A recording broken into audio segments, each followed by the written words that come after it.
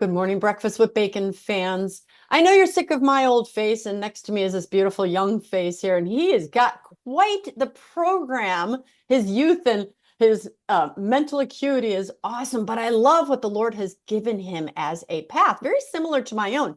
A name you may recognize, Jesse Romero, actually emailed me and said, "You've got to have this guy on your show." And all of you who watch me, I know you love Jesse. He is equally as high energy. Well, maybe no one's equally as high energy as Jesse Romero, but very high. But the purpose that God has given him, at least for the season of his life, is to help build virtue. And he's actually put it into a virtue building course. Now, don't turn this off because it sounds like a boring topic. And we're not talking about the Antichrist or anything. But I will tell you, when I do have my conversations with people about the Antichrist, end times, what is God saying for us to do to prepare to be ready? Yeah, you can collect food, you can collect water, but God is saying, first and foremost, you must be spiritually prepared. And what he, my guest, Keoni, and I have in common is that the virtues, which is defined as the disposition to do the good and to avoid the evil. That's my definition. I can't wait to hear my guest's definition.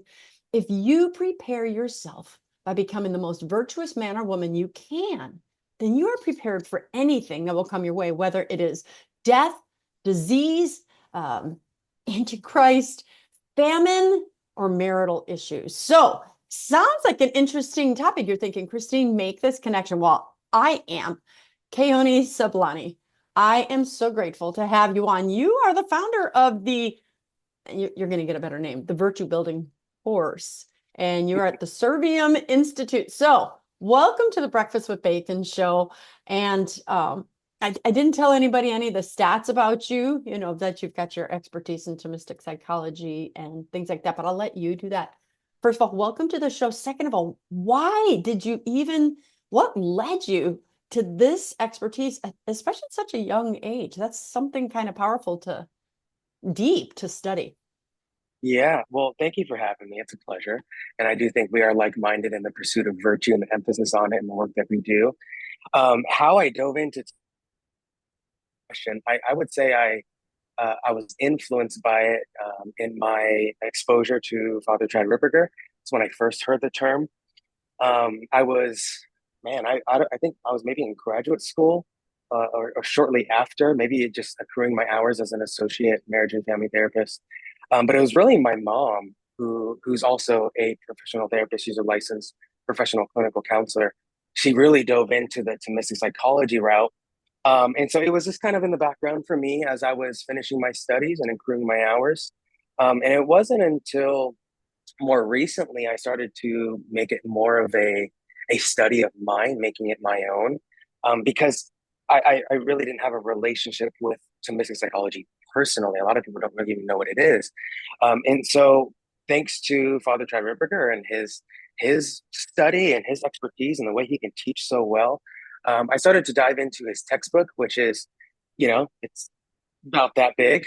And so I started to look into that a little bit. And then thankfully, I was able to actually go in person to one of his conferences for mental health professionals, really specializing in Tomistic psychology. And really, once I had that training with him, everything just kind of blew open for me. And I just fell in love with this approach to healing, to growth, to mental health. And thankfully, as a young clinician, I was able to more easily dismantle all the other secular approaches that are often taught in graduate school or in communities and other therapists, that you might collaborate with, et cetera. And so I've really been kind of diving into this approach. That's kind of how it came about. So you were saying something that really grabbed me is you got to dismantle the secular thing. So, for instance, I've done talks on this idea of self-esteem and why that's really Mhm. not a good thing. What are some Mhm. of the secular things, ideologies, um, Yeah. teachings, principles that stuck with you going, yeah, no, no, you're going in the wrong direction. This needs to Mhm. bring it back to God. Mhm. Well, I love what you said. I think the whole idea of self-esteem is one of the most important and emphasized concepts in modern psychology. Um, boosting self-esteem, building self-esteem, self-care, all of the self, that becomes a huge emphasis. But I think even more global than that, at the root of modern psychology, is this pretty much ignoring of the soul, that there is a soul. If they even acknowledge that there might be a soul, they don't really know what it is. It might be like your spirit, which could be very vague and ambiguous kind of now, maybe a new age kind of influence. So really the role of the soul, the immaterial aspect of our being, is completely ignored. And as Father Ripperger says, if you want to have a true science, you need to know the object that you're studying. And if we ignore the person's soul, which is essential to our being, how can I really have a sound science? How can psychology actually help bring people authentic and long lasting healing uh, if I completely ignore the role of the soul, the existence of the soul? And that's something that I would not see in modern secular approaches, whether it be cognitive behavioral therapy, solution focused therapy, internal family systems, whatever it may be. There really is no understanding of the soul. And so that's something that immediately grabbed me. And St. Thomas makes it very clear that we are a body soul composite, and there are actually faculties, parts of us, for lack of a better term, that exist solely in the soul. So if I ignore the soul, I essentially You ignore ignore the being. certain faculties, yeah, that are important, and the role of the soul. And so that is something that really grabbed me, and it's been really transforming how I view mental health and the human person ever since. You know, the greatest irony of that is that psychology actually means the study of the soul. That's why it Hmm. was developed. And it Hmm. has not only gotten so far from that, it's absolutely removed that, such that the typical human being doesn't even understand that if you're a psychology major, your whole purpose is to be studying the soul, Hmm. you know? Hmm. Very interesting. I think right now what they would say is it's the study of the mind, and they often want to conflate the mind with your own conscious thoughts, right? And at the end of the day, it becomes the study of you and your thoughts, and then your thoughts become your understanding of reality. And now we're into like some relativistic understanding of truth very quickly, and that's what I'm seeing happening. Is it's the study of how you think, not truth, not absolute truth, not living into conformity to Christ and ideally Mother Church teachings. It's conformity to your thoughts that are, we can assume, are helpful, um, or whatever you deem as truthful.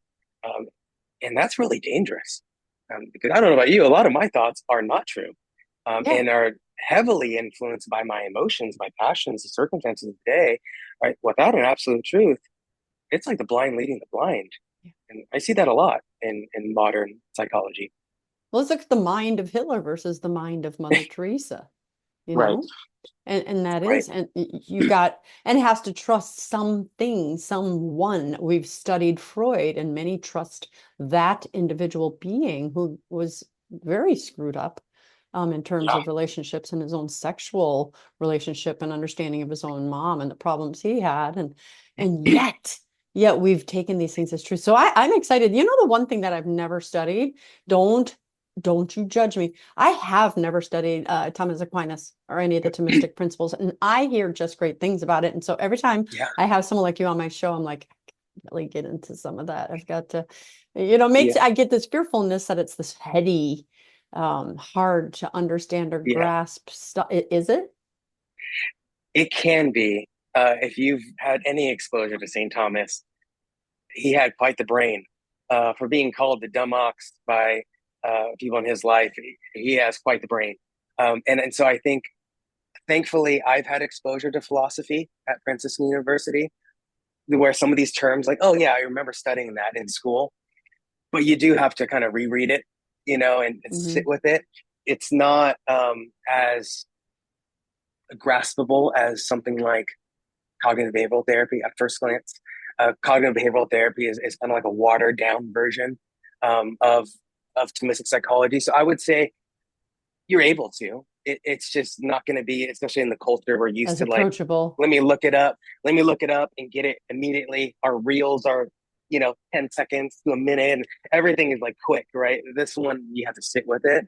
But once you get it, it starts to make sense and it kind of snowballs from Yeah. there.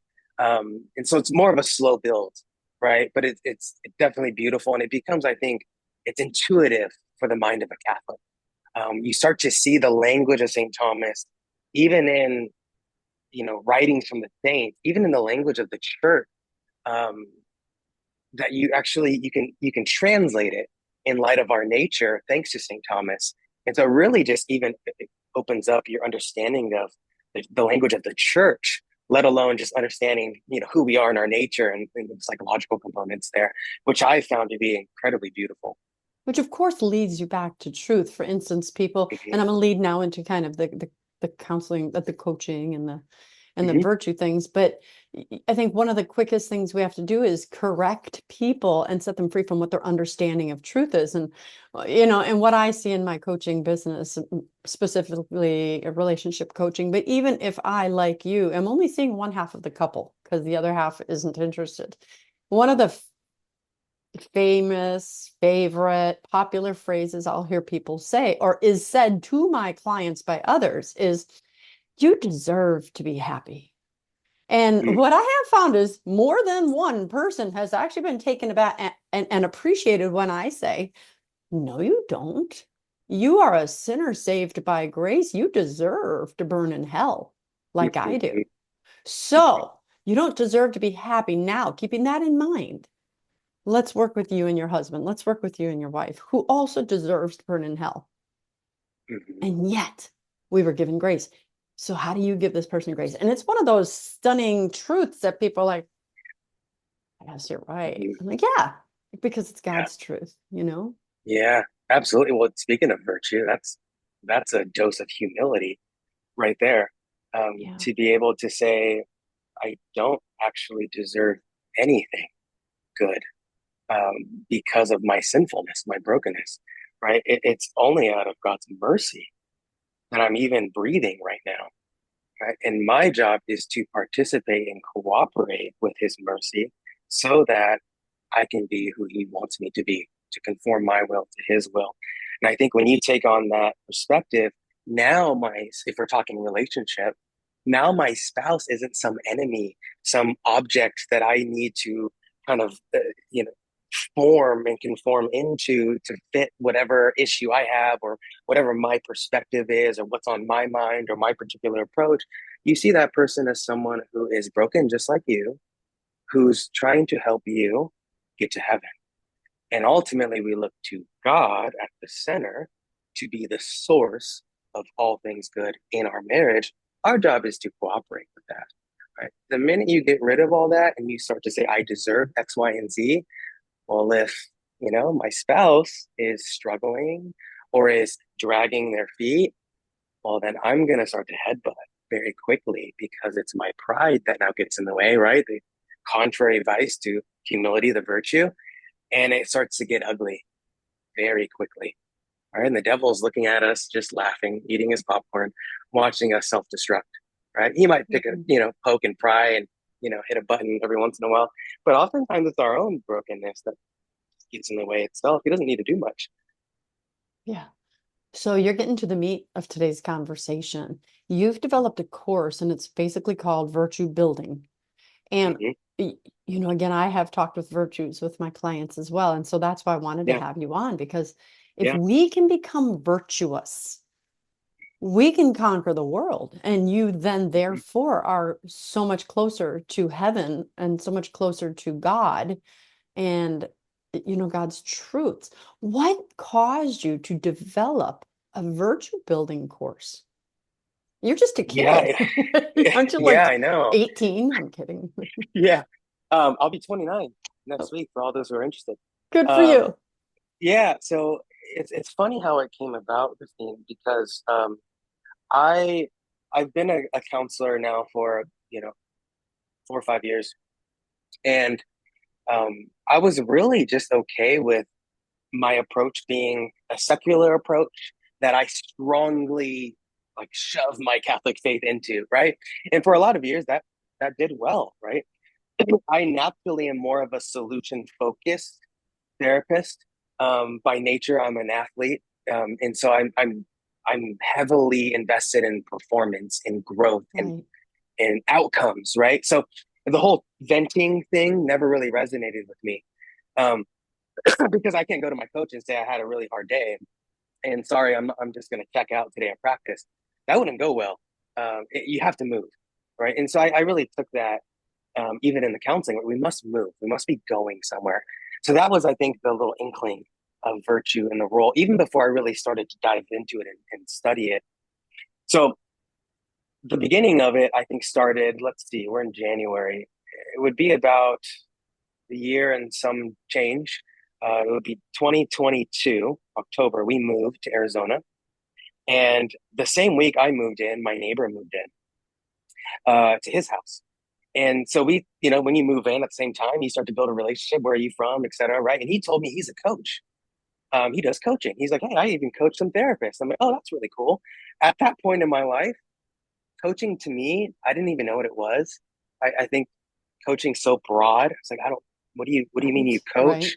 Right. Um, and I was like, well, I have a license, right? That's what I do, counseling, right? I have a graduate degree, whatever. So I was curious by it. So he said, I do high performance coaching. And I was like, okay, as an athlete, I'm like, high performance, that sounds intriguing. Tell me more. And so he was introducing it to me and he gave me a book. It was called High Performance Habits. Right. And essentially what high performance habits are the six habits based on, millions of dollars worth of research, researching hundreds of thousands of people who are high performers in their particular craft. That could be as an athlete, Olympians, etc. But also it could be, rock CEOs star and parents, yeah. CEOs, exactly. And so he wanted to know, the founder of High Performance Institute, he wanted to know what are the basic habits, the foundational habits that you need to be a high performer. And he boiled it down to six habits. And so as I was looking through these habits, like clarity, like energy, productivity, courage, influence, necessity, things like that, I'm like, wait a second, a lot of these are virtues, right? Things like courage explicitly is fortitude. Clarity, you can see it as prudence. Mhm. I'm like, wait, huh. Okay, so at the heart of this is virtue. And so then I went back to the teachings of Mother Church and like, okay, I know we have the fullness of faith. What do we have to say about high performance habits, right? And then it dawned on me, we have the cardinal virtues. That's the way to live rightly. It's right. It's the way to live morally as we should. Yeah. I said, okay, if we can maximize these virtues, then we can be high performers in the rightly ordered sense. Not to be a high performer in whatever craft, or you can be a great CEO of your company and even present to your family, but you're not leading them spiritually. So in a sense, you're failing your vocation. Well, that's not good.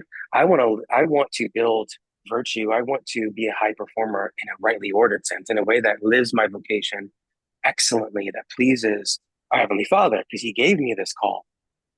So I ended up being certified as a high performance coach. I started to learn the ins and outs of high performance, how to coach it. And around the same time, I was also trained, Father Ripperger, in Tomistic psychology.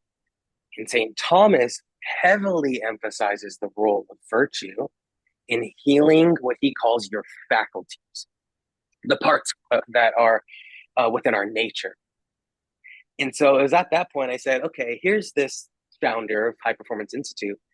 He's helping hundreds of thousands of people annually, not only with himself, but amongst his coaches that he trains, in teaching high performance to help people excel in the area of life.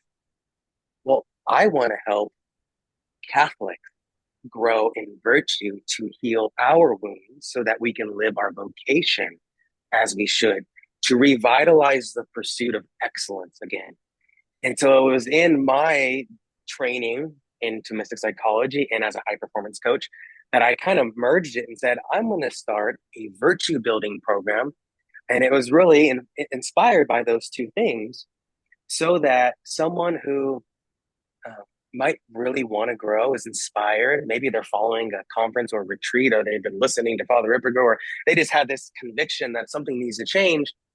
They can actually engage in a program that systematically helps you grow rather than you're kind of scrambling for things. You go to this conference and you grab that book and you're reading this and listening to 5,000 podcasts that are available to us. And it becomes very sporadic and chaotic. And I said, what if I condense it to 12 weeks? I give you an assessment. We walk through each virtue. You take home an assignment. We check in on your progress. Then I reassess you at the end of the 12 weeks and to see how we're growing. And we can keep going, or you can go on your way and take those tools and skills with you on your own. So that was really the birth of the virtue building program. So it started off kind of random, right? Just my neighbor moving in. And I saw how the Lord was really using that to say, no, no, no, Right. there's something greater here. You're not meant to just make someone an amazing CEO or an Olympian. You're here to help people live excellently in my eyes as their Heavenly Father. And so that's what really blew things up for me. And that's what I've been doing ever since. Wow. So virtue building, a virtuous husband, a virtuous father, Exactly. a virtuous wife, a Hmm. virtuous any Son, brother. son, Yep. daughter. Yeah. Hmm. So Exactly.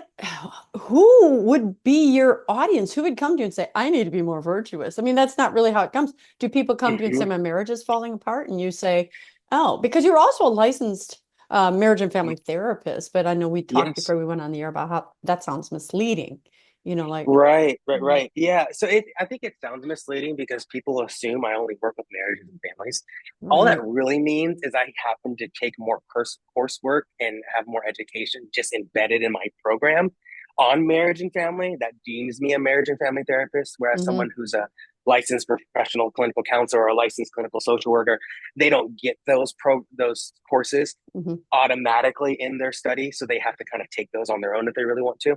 So it's misleading in that people look at that title and say, oh, he works with couples and families, which I think most people would assume.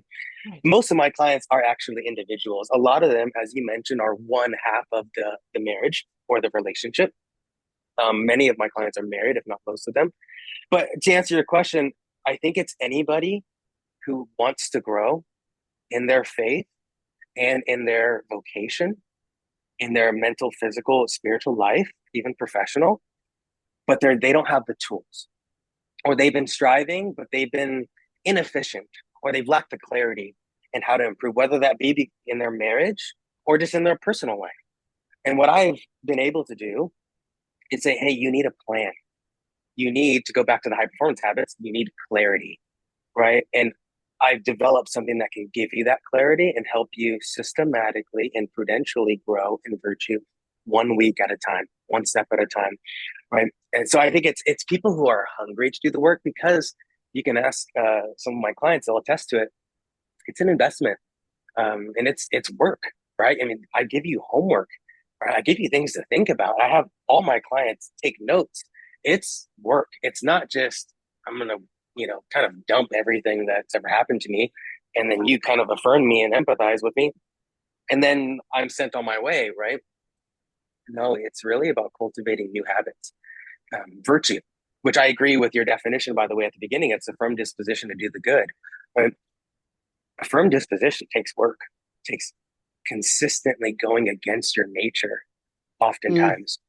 And so, yeah. because of that, I meet with my clients consistently, and it's focused on action. St. Thomas tells us healing resides in the will. So, you have to act differently in order to, he says, reorder your faculties, to purify them, to bring them back to the way God designed them, right? So for people who are hungry, whether they're a spouse or it's a couple or it's someone in college, you're saying, I'm tired of living this way. I know I'm made for more. I know I've been called to be great. Help me. I have the hunger. You give me the tools. Those are often my clients. Right? And it's been a blast. I always say I have the best job in the world, being able to do this every day. How do I build? Okay, so I heard you say cardinal virtues. There are Mm-hmm. four, Yes. prudence, which is wisdom, justice, fortitude, and temperance. Mm-hmm. But then there are Mm-hmm. also the other seven virtues. Of course, there could be a lot more virtues, but the basic seven virtues Yeah. that are opposing the seven vices. Do you focus more on the Mm-hmm. cardinal virtues, and then do you beat down into the smaller virtues, or Yeah. and then give me an example, like do you find out which one is my weak area, kind of like what I do with Yeah, my clients, and then say, oh yeah, yeah, I mean, temperance might be easy, but I'm gonna give you courage. Fortitude is the one that you're lacking. Here's how to yes, build it. I mean, that seems kind of, how do I build courage in a course? So take me there. What? yeah, yeah. So a couple things here. There's a couple points you hit. In the assessment, I have them self-report essentially the frequency by which they exercise all 64 virtues, according to St. Thomas. That includes the intellectual virtues, which is basically how well you understand the nature of a thing, right? That's not the focus of the program, but I do assess it. I also assess the theological virtues, faith, hope, and charity, not because we can do anything to merit them, but because as you grow in natural virtue, it's very likely that more grace flows, and by You're way, growing in those your as well. theological virtues grow, not by our own merit, but because we can receive more grace from our Lord. And then the cardinal virtues, the four cardinal virtues, as you mentioned, they each have sub virtues. So if you think of prudence as a house, there are sub virtues that make up the windows, the door, the foundation, the walls, etc. Right? And to the extent you grow in one of those, your house gets stronger. Thus, prudence gets stronger. So I assess all of the virtues. How often are they exercising them? From never to always, right? And then I also assess the frequency by which they exercise the vices, the contrary vices, according to St. Thomas. And so it's then we engage in our what I call the focus session, the first session. And I'm reviewing all of their scores in the virtues and the vices. I also have them identify their temperament. I have a temperament assessment as well. And in seeing those Which one do things, you use? it was one I received Not the from Myers-Briggs or the DISC no, or not the Stanford. Myers Okay, Briggs. just No, curious. it's assessing the four temperaments. So that would be for those who don't know, sanguine and choleric are the two extroverted Right. And temperaments, and then the melancholy. melancholic and phlegmatic are the two introverted. So I essentially have them identify based on the assessment what their primary temperament is. From there alone, I probably have a pretty darn good sense of what virtues they're probably inclined to be strong at and which vices, right? But I also assess their family of origin and any adverse childhood experiences because those can also impact your inclinations, not just your natural inclinations, just by genetic predisposition, but also by environment, the way you're raised. You could have instilled certain inclinations over time via your childhood. So I assess all of this. And by the end of that first session, the client has a pretty darn good understanding of which virtues they're strong in and which ones they really struggle with. And the virtues they struggle with usually coincide with a particular set of vices that are contrary to those virtues, right? Now you ask them, well, how do they work on a particular vice? The second session, the homework, is in identifying their predominant fault. And so there's a reflection I send them. There's only three options. Why? Because threefold sin, lust of the flesh, lust of the eyes, and the pride of life. So it's either pride, sensuality, or vanity. That's at the heart of any of your faults, right? And I often see in my own work an association between one of those three and your temperament. Melancholics and cholerics tend to struggle with pride. Sanguines are usually 50-50 between sensuality and vanity. And phlegmatics tend to struggle with sensuality because they're prone to their comfort zone. So my clients are understanding this now. They understand their inclinations, positive and negative. They understand right now in their life which virtues and vices are strong or weak. And they also come to know their primary faults, right? So you mentioned, how do you grow in fortitude, for example? Well, I think it's a couple things. One is in understanding the role of suffering in our life. One of the things I help my clients understand is the basic principle in our faith. If the Lord allowed it, it must have salvific potential. That is the opportunity for our sanctification. It's our job to respond to it. Oftentimes, when clients come to me, they often struggle with rumination. They ruminate on mistakes either made by themselves or by another, which is either resentment or regret, right? So they sit and ruminate on these, right? And as a result, they tend to fall into what I call the why cascade. Why this? Why did she do this? Lord, why aren't you, whatever the case is? Why did this have to happen? Whatever the whys are.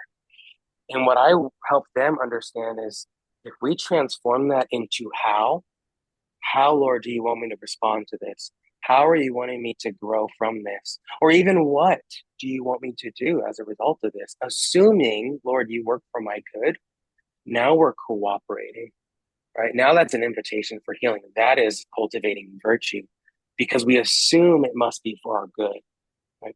Now, I don't know if you have another question on that, but fortitude is what heals or perfects your irascible appetite, according to St. Thomas. Your irascible appetite, think of it as like your motivation, your drive. It's where hope resides. It's where boldness or courage resides. This is why fortitude is the virtue of that appetite. If I say why all the time, what I tend to start to cultivate is the emotion of despair or anger, which are the negative passions or emotions of our irascible appetite. What does that basically do in reality? I'm not motivated to move or to pursue that good. So your coach or your therapist or your priest might say, "Hey, you should try this," or "Hey, why don't you talk to your so and so about this?" or "Why don't you try doing this? This technique." They're not moved to want to do those things, even if intellectually they might understand it's good. Their motivation has dwindled. Why? Because of the why cascade. Despair and anger move you away from something, Yeah. right? Something good. It's a reaction, right? Well, how do I cultivate hope, which is the opposite of despair, or boldness, which is the opposite of fear? I start to embrace that how, right? Lord, you work for my good. How do you want me to respond? And then I help them develop an actual set of plans. Or for this week, some steps that you can do the week to live that, right? Now I have some other exercises that help the rewiring Yeah, of those because that's the thing associations I'm and thinking of. whatnot. I think about a person I had heard Mm-hmm. years ago this story. This person had this deep fear of looking stupid and they were paralyzed. They would never, and that's what Yeah. came out. It's like, I'm going to look dumb. I can't, they wouldn't ask questions they didn't learn and they would be paralyzed. So the homework assignment for this person terrified them.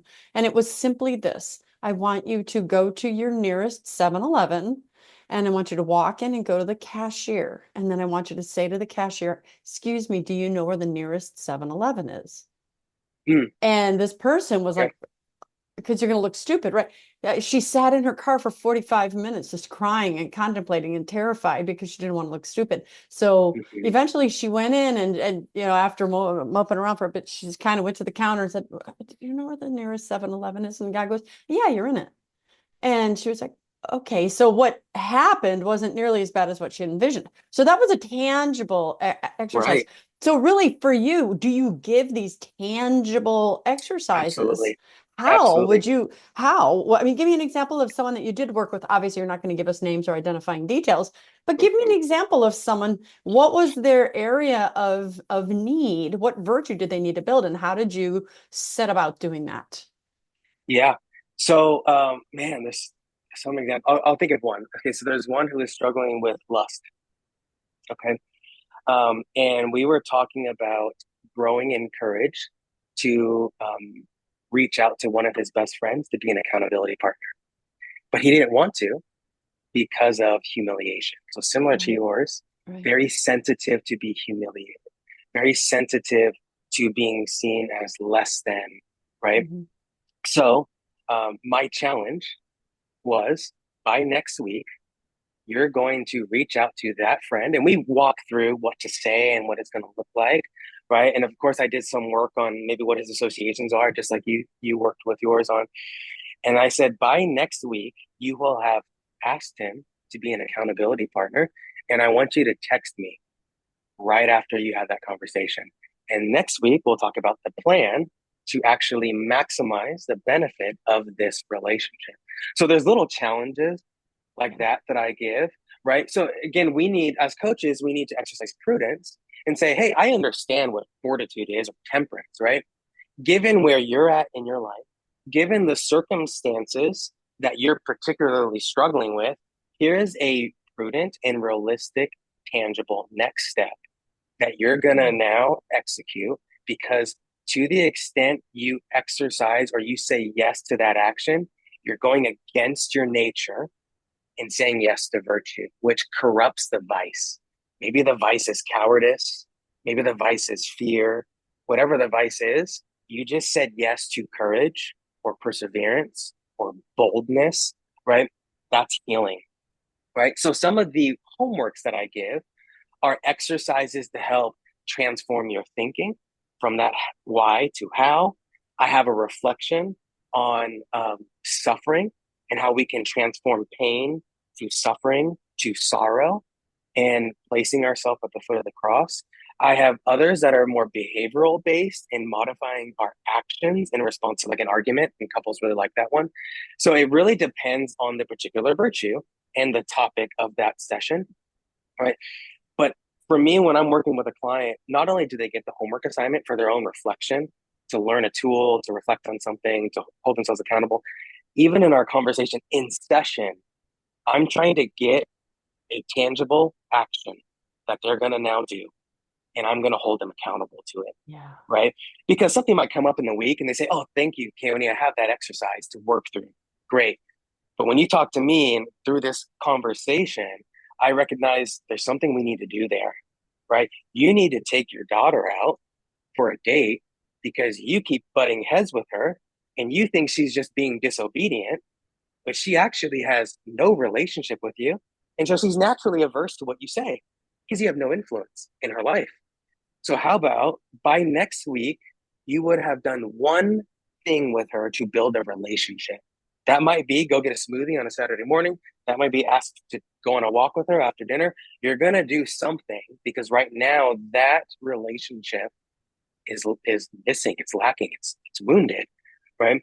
That's a tangible, right, and very Yes. realistic exercise. So it depends on the client, right, as well. And that's the art of the coaching experience, Yeah. right? Is you can't replicate that even in a worksheet because it's not listening to you, Right. right? It's not making connections. It's not saying it's not computing, you know, a tangible exercise or action. That's more of the skill building for me is the homework, right? You're going to Yeah, but cultivate that virtue this that week. you need that because everything Absolutely. people say something happens and go, what can I do for you? Your spouse has died. What can I do for you besides prayer? Besides prayer. Because people are like, well, the prayer is what I need, but they want to feel like if my fingers are moving or my legs are moving or my mouth is moving or I'm lifting that axe and I'm chopping something, that I'm actually doing Mm-hmm, something for you. mm-hmm, And so it is part of the human person anyway to want to do something uh-huh, to feel as if we have we've moved forward. We have physical eyes in a physical world, so we need to see physical right, proof. Now you right, have a couple, or say you have an individual, and I love, when I do this with people, it's like, I want to fix my marriage, but he's not even here. She's not even coming to the session, and I'll never change them. I said, you're right. Well, actually, you're wrong. As long as you change you, you change them. And they're like, what? right, You're half of a system. I said, if I always, you know, uh, if someone hits your thumb with a hammer, you're going to respond this way. I said, so in your marriage, in your arguments, in your communication, if you always come out with A, B, C, they always respond with X, Y, and Z. But if mm-hmm, all of a sudden you change from ABC to QRS, how do I respond to that? I'm used to responding to right, ABC. I yeah, don't know how to respond to QRS. So that puts the yeah, other person in a necessary position to change their behaviors. And that is one of the most empowering things that I give to my clients because they're like, yeah, I can change them. So what are some of the mm-hmm, ways, obviously working within the same parameters that you just talked about, that you do the same thing? You're working with a husband mm-hmm, who wants to fix his marriage, but his wife won't come, or vice versa. She's there, mm-hmm. he's not. Right. So there's one is the spiritual side. You are one flesh, and this is most of my, I think all of my couples are living a sacramental marriage, which is a huge gift to me as their support Yeah. person, right? Because we forget the role of grace in the marriage. We forget the role of prayer, which is a good thing, right? It's a great thing. It's a foundational thing in the marriage. So we should be doing that. But let's just set that aside. Practically speaking, actually, just recently had a couple, right, where the wife is working very hard, is kind of prone to perfectionism, right? And the husband is prone to laziness, to sloth, right? It's like match made in heaven, right? They talk Right. about actually growing in virtue, right? I mean, they They were put together for a reason, right? Hmm. So the the wife was telling me, Keoni, I want to grow. I find myself always feeling like I need to slow down or say no to this or ignore it so that he can maybe do one thing when I want to do 15 things, right? And I said, I hear what you're saying. You're working very hard and you want your spouse to, be motivated and to work as hard alongside you. But do you ever think to the extent that you have to fight in order to be still and to say no and do less, he probably has to fight just as equally hard to say yes and to do more than one thing, right? So you guys are Right. actually perfecting each other in that, just in different ways. So don't think that you're working, harder than him. It just looks different, right? So what did I do with this person? Well, with this particular guy, what we had to do is it was a lot of cognitive work because in her mind, she's thinking if you're not completing the tasks, you don't care or you're not trying, right? Which is not the case, right?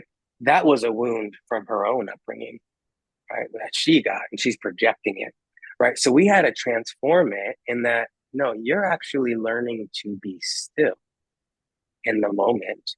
And in being still, you are not only commanding your own appetites to be still and to quiet, which gives you more self mastery, right? But you're also allowing your spouse, right, the opportunity to say yes.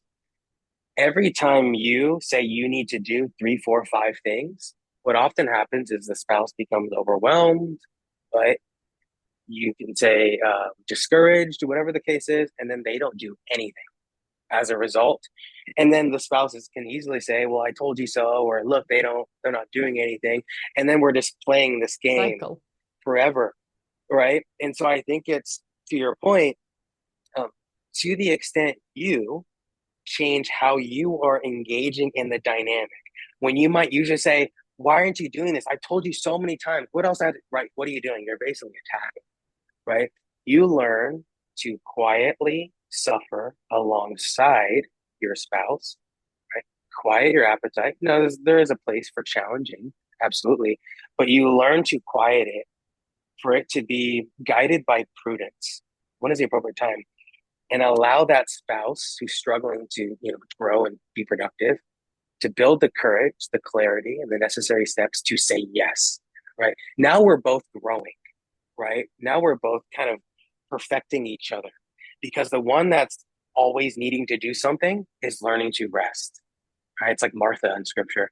And Yep. the one who's overthinking, that's kind of tends to fall into Rest too, laziness. yeah, Yep, resting too much. learns exactly learns to be bold, to even risk not doing it right, right? Now we're healing. And if we don't see that, then we're looking at each other and we're just butting heads. We're seeing one another as an impediment to my growth or my ideal, when actually they are your greatest asset to your growth, right? It's our job to see it that way in light of the sacrament. So that's one example, um, trying to eliminate some of the more fine details of the relationship. It's just so beautiful. I use the Myers-Briggs model, which I'm sure you're Hmm. familiar with. And Yeah, of yeah, yeah, course, I know the sanguine and choleric and stuff, but I didn't study that and get trained in that one. So I should, since yeah, it's a Catholic model. Um, yeah. and I found that the personalities for people who aren't familiar with Myers-Briggs, it's dichotomies of extroversion versus introversion is how you get your energy. And then it's that dichotomy between taking information in through your senses or your intuition. And then it's the dichotomy between making decisions with your feelings or your logic. And then there's a fourth one. And I found that only the third dichotomy is broken down by gender, that 66% of men are thinkers and 66% of women are feelers, which does not mean the feeler doesn't think and the thinker doesn't feel. They do, right? It's just their preferences. But what I have found in my 20 years of doing this is even if you are the societal, the opposite of the norm, right? So you're the male who's a feeler, you Mhm. always marry a woman who's a thinker. Right. Almost 100% of the time. I think I found two or three times in my 20 years where you had a thinker married to a thinker or a feeler married to a feeler, but that's only because after many years, they've kind of camouflaged their initial, but then their default was Right. always the opposite of their spouse. So I just had a Hmm. couple yesterday. It was in that situation. The wife was a thinker. She's much more logic. And she's like, if he cared more, he would do A, B, and C. So and he was much more the feeler. And then, he broke down into tears because he's like, I just love her. And I feel like she resents me and, and all these things. So having to help them to see, because they had the why question as well. Why do we have to be so different? And my answer was similar but different. I didn't say the how question, but I did say, because if you married your similar, you'd never grow.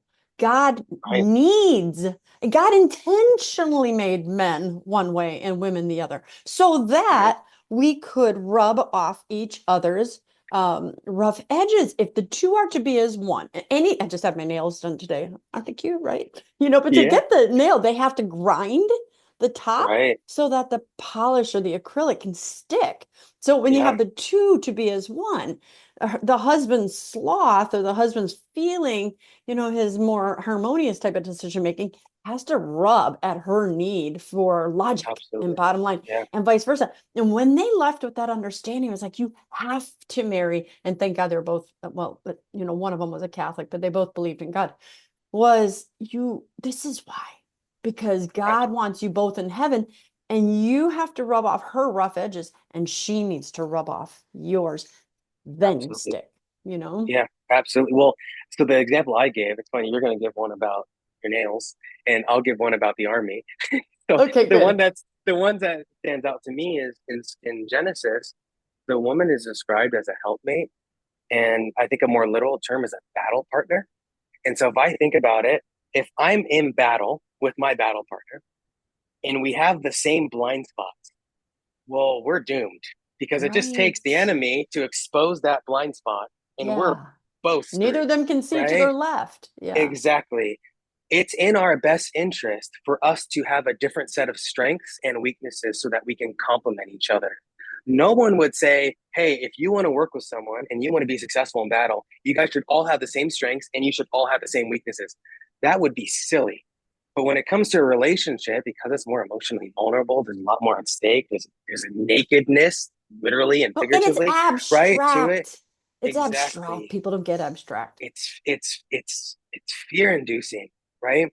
And then again, as I mentioned earlier, you start to look at your battle partner as the enemy Right. because of the fact that they have a different set of strengths and weaknesses. And we think their weaknesses are getting in the way of my strengths, when actually my strengths are there for his or her weakness. Right now, we're perfecting each other in light of Christ through his grace. If we don't get that, man, we make marriage and relationships way harder than it has to be. Yeah. And if we're not careful, we tend to idolize that spouse, thinking that they need to be God for us. And that's a highway to eventually resent your spouse because they're not God. And you get radically disappointed because they're just as broken as you are. And then that's why we say we fell out of love, right? And it's a travesty, right? Because they went into the game with the wrong strategy. They're playing the wrong game, right? And we just lost the idea of an absolute truth in saying, this is why I love being a Catholic counselor and coach. I don't have to define what marriage is. We don't have to kind of come up with what this institution is. It's been given to us Right. by Mother Church. Our job is to cooperate with that process, with that intent, and to conform our will with the will of the Father who instituted this, right, through his bride, the church. Right. And so I think that it's just essential for us to get to that, or else we're going to miss the point. Amen. Amen to that. Yeah, at the bottom of all of this, it really is trust. When Mm-hmm. you're in the military and you hear the guy say, I've got your six, right? I Mm-hmm. mean, that basically means I've got your back. Yeah. And so I can cover what you can't cover. And Right. I'm here in Virginia Beach, so we got a lot of these SEAL teams. Well, these SEAL teams are just what you just described.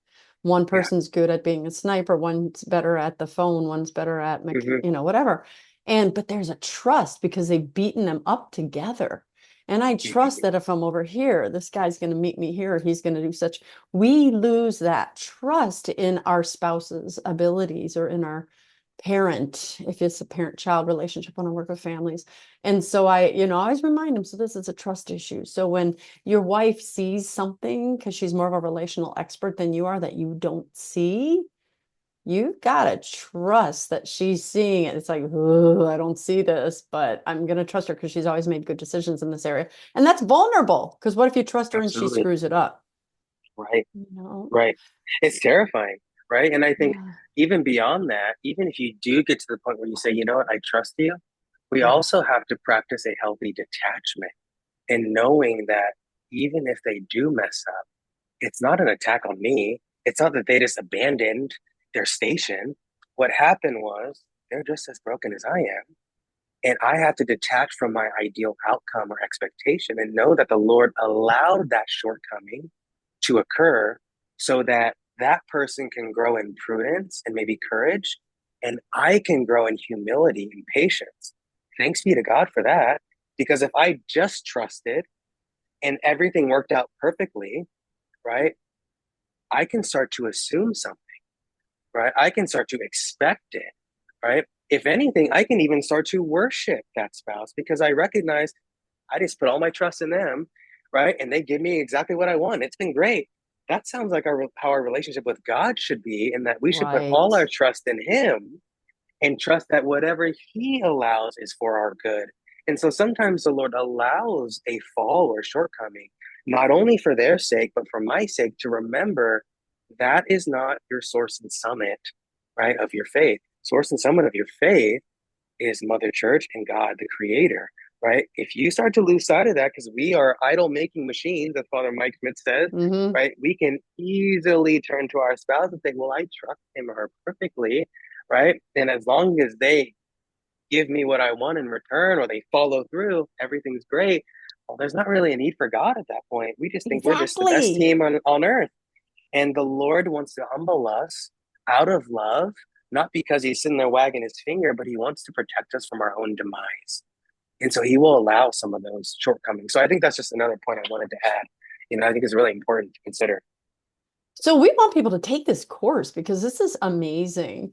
How often do you offer it? Are you offering it again soon? How many people do you let in it? Who would be your ideal client? I know that they Yeah, can get to you at the serviuminstitute.com, and there's a link right here in the show notes. But yeah, um, yeah. who should sign up and how quickly should they do so? And does it fill up? Yeah, well, it does fill up. I have a wait list right now Okay. for people who are wanting to work on the program or just see me as a counselor, understanding my understanding of Tomistic psychology and virtue. They feel really drawn to that. So I would say reach out to me via Servium Institute. You can enter your contact information and submit a form. You can also email me directly, Keoni at serviuminstitute.com. Also in the But show notes, because he said that so y- super fast. yes, that's true. Um, so you can reach out to me. It would really depend on people's availability when I can get people in. What I'm trying to do is launch more groups, right? So those groups can be full of just couples, married couples who want to come together and learn from each other's experiences and humble yourself to cultivate virtue as a team, a set of couples all trying to grow in holiness. I have a group right now of men who are trying to grow as husbands, as fathers, as men after God's heart. And I'm also wanting to build a group of women as well, wanting to cultivate virtue, to live their vocation according to God's design.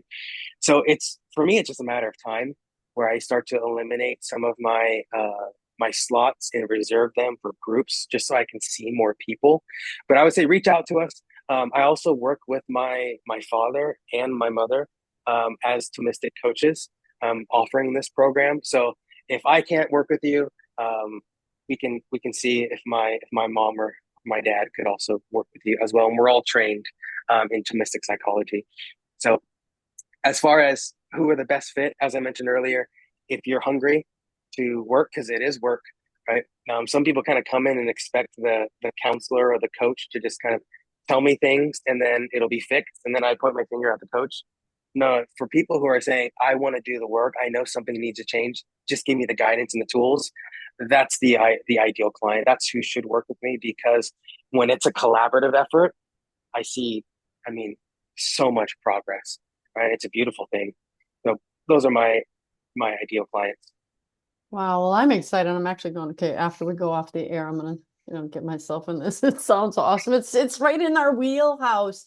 Yeah, When we die, we need to be better persons. We need right. today to be closer to God than I was yesterday. I need to shed Absolutely. even more of the material world so that by the time that I die, I stand naked before God, not attached to the people, not attached to my grandchildren, not attached to my profession or my accomplishments, not even attached to my Yeah. spouse.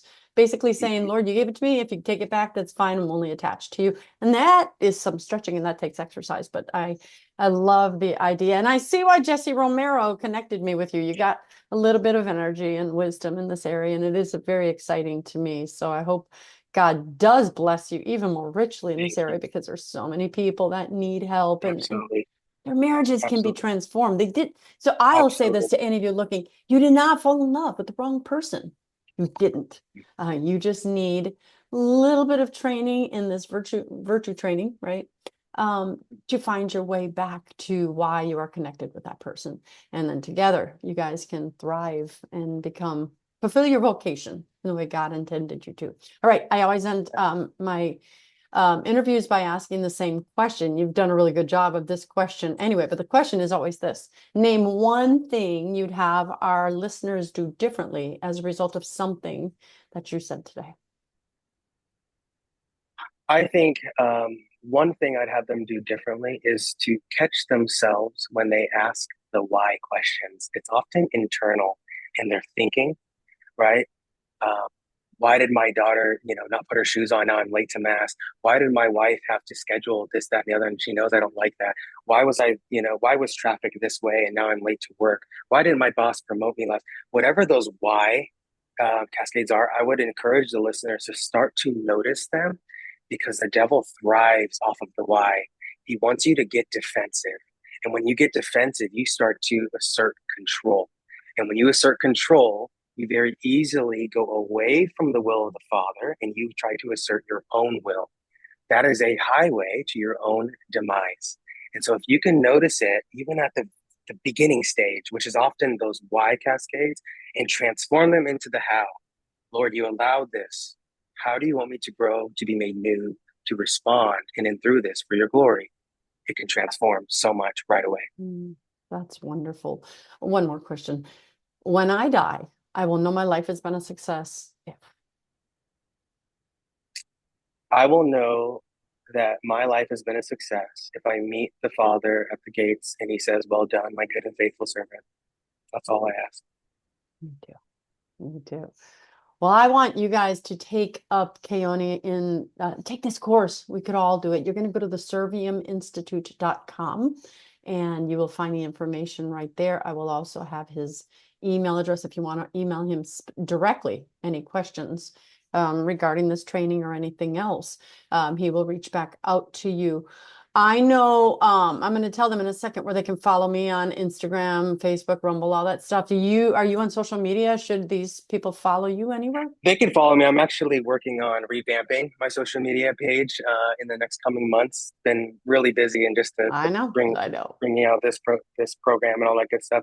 But they can follow me at the Virtue Coach on Instagram. Okay, and we'll have that in the show notes as well. So follow me on the places I just said.